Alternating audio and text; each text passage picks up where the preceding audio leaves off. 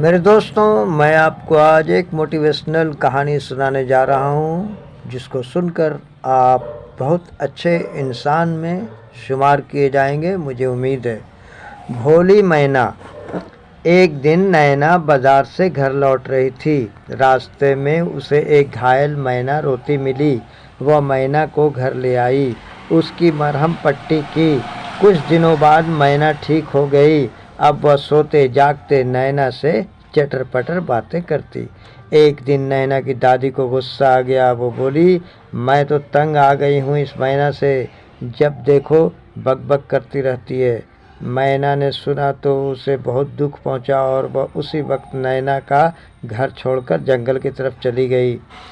कई महीने बीत गए। एक दिन नैना को नैना की याद आई तो वह उससे मिलने उसके घर पहुंची। देखा नैना उदास है।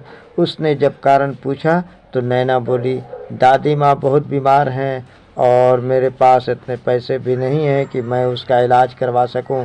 नैना की बात सुनकर मैना उसे ढाढ़स बंधाते हुए बोली, तुम दुखी मत हो, ईश्वर अपने हर बंदे का दुख जानता है, वह तुम्हारी भी मदद करेगा।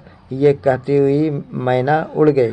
अगली सुबह मैना नैना के घर गई।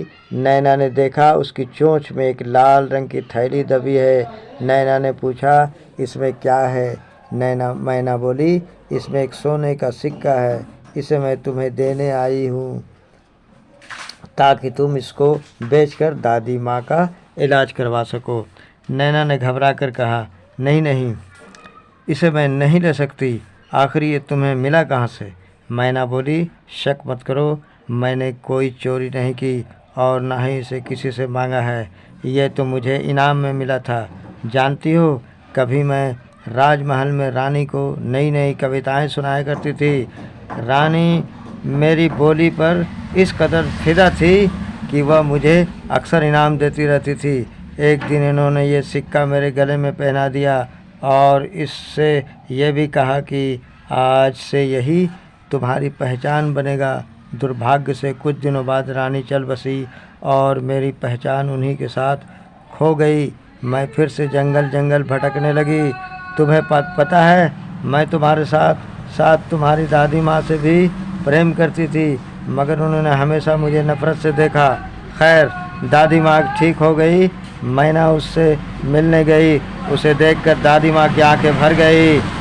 उनके दिल की नफ़रत पिघलकर आंसू के रास्ते बाहर आ गई। इन्होंने मैना को अपने गले लगा लिया। नफ़रत का जवाब प्रेम से देना चाहिए। प्रेम नफ़रत को बदल देता है। बेशक बहुत ही अच्छी कहानी है। आप लोगों को यह कहानी अच्छी लगी तो दूसरों को ज़रूर बताना।